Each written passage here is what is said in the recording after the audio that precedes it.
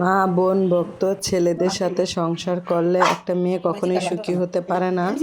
কারণ ওই লোকটা শুধু নিজের স্ত্রীর কোনো মূল্যই দেয় না, শুধু মা বোনের কথা শুনে।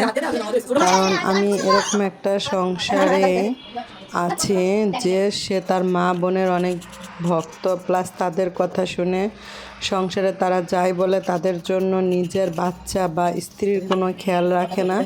অনেক লোকে আছে এই টাইপের, কিন্তু আমি বলবো যে হ্যাঁ, মায়ের জায়গায় ঠিক আছে, আর মায়ের স্থান সবার উপরে। মা হইছে মায়ের পায়ের নিচে জান্নাত। কিন্তু কিছু কিছু ছেলেরা ভুলে যায় যে মাকে খুশি করতে যে তার বউটাকে যে সে কত ভিতরে আঘাত দিচ্ছে। কারণ একটা মেয়ে তার বাবার বাড়ি থেকে যখন আসে তখন তার সব কিছু ছেড়ে শুধুমাত্র একটা হাজব্যান্ডের জন্যই কিন্তু চলে আসে, কিন্তু হাজব্যান্ডরা এগুলি বুঝে না।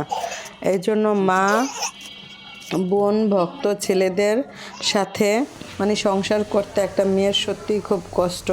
কারণ আমি মনে করি যে একটা ছেলের তার বাবা মায়ের প্রতি যেমন খেয়াল করা উচিত, প্লাস তার মায়ের প্রতি তার স্ত্রীর প্রতিও তার কর্তব্যগুলি পালন করা উচিত। কিন্তু অনেক ছেলে করে না। আবার কিছু কিছু ছেলে আছে বউ পাগল, যারা শুধু বউর কথা শুনে বাবা মাকে দেখে না। ওরকম কোনো কিছুও করা ভালো না।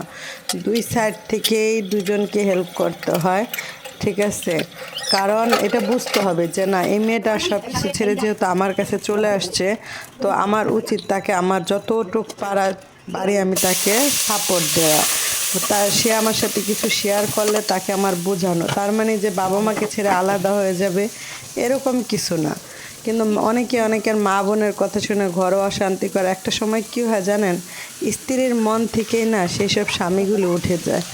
তখন হাজার জোড়া লাগাইলেও না ওইসব মেয়ের ভিতরে আর ওই মায়াটা কাজ করে না। কারণ যে পৃথিবীতে এরকম গোলাকারের ভিতরে আর মানুষগুলি খুবই যে আমাকে করবে দেন তাকে আমি করব, যে আমাকে করবে না তাকে কি আমি কখনোই করব? এটা কখনই এটা এখন মানুষ সময়ের সাথে সাথে চেঞ্জ হয়ে যায়। মানুষের বয়সের সাথে সাথে তার জ্ঞান বুদ্ধি চলাফেরা সব কিছুই চেঞ্জ হয়ে যায়, মানুষ অন্যরকম হয়ে যায়। এজন্য আমি আমার থেকে বলবো যে এই ভিডিওটা আপনারা, হ্যালো ভিউয়ার্স, আসসালামু আলাইকুম। এই ভিডিওটা যারা দেখতেছেন তাদের আমি একটা কথাই বলবো যে যদি ভাইয়া হন তাহলে দেখবেন দুই দিক থেকে সাপোর্ট করার জন্য। আর একটা আপুদেরও বলবো যে হ্যাঁ, নিজের শাশুড়ি বলে তাকে অবহেলা করার কোনো প্রয়োজন নেই। কারণ সে তো যদি ছেলেটা জন্ম না দিত আপনি স্বামীটা পেতেন কোথায়?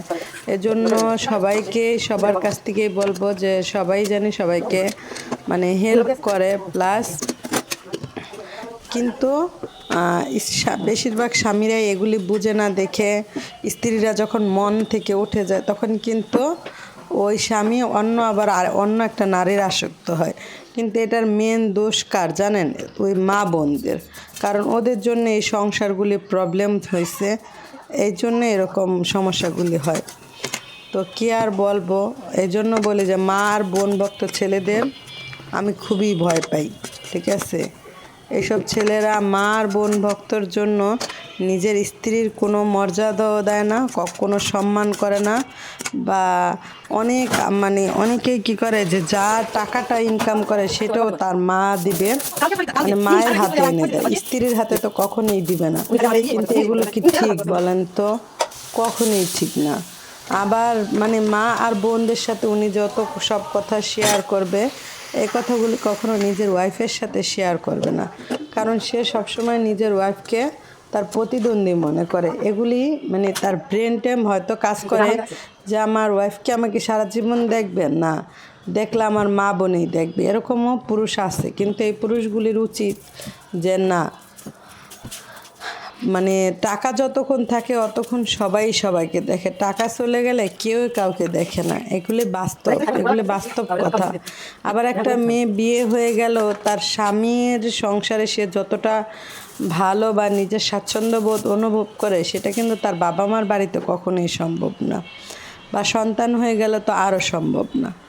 তো এই তো এই জন্য বলি যে মা আর বোন ভক্ত যারা ভাই বা আপুরা আছেন তাদেরও একটা কথাই আমি বলবো যে আপনারা যেখান থেকে পারবেন ভাইরা স্ত্রীকে সাপোর্ট দিয়েন, কারণ স্ত্রীকে সাপোর্ট দিলে নবী রাসূলও খুশি হবে। ঠিক আছে, মায়ের পায়ের নিচে সন্তানের বেহেস এটা অনেক পুরুষ বোঝে, কিন্তু একটা স্ত্রীরে যে হ্যাপি করলে যে নবী রাসূলের থেকে কতটা সওয়াব পাওয়া যায় এটা কখনোই সে বোঝে না। যাই হোক, তো আজকে আমি শীতকালীন সবজি বের হয়েছে, তো আমি আজকে রান্না করলাম সিম আলু ফুলকপি দিয়ে শোল মাছ রান্না করেছি। আর আমার আম্মু নিয়ে আসছিল ইলিশ মাছ আর কিছু ছোট মাছ, ওগুলিও খেলাম। তো খাওয়া দাওয়া করে দেখলাম সন্ধ্যা হলো, তো এখন কিন্তু হালকা হালকা শীত পড়ছে, ভালোই লাগে। তো চলে গেলাম এগুলো নিয়ে বান্ধবীর বাসায়, তাকে আজকে সুন্দর করে একটা পুডিং বানিয়ে দেবো। সাথে তো কত কাজে, বাচ্চাকে খাওয়ানো, এইটি ক্যারামেলটা আমি এভাবেই বানাই। অনেকে অনেকভাবে বানায়, আমি ওইভাবে পারি না, আমারটা তাহলে কালার আসে না।